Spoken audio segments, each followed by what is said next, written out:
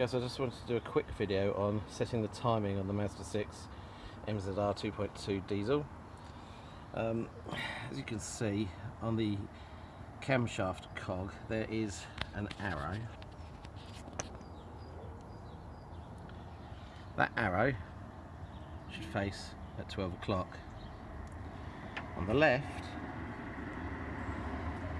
is another marker, should line up with the edge of the hand. And then down at the bottom on the camshaft we have a little nobule here. That needs to point to 12 o'clock as well, or roughly 12 o'clock. But the most important bit is the little indent here. That should line up with the other coloured link of the chain.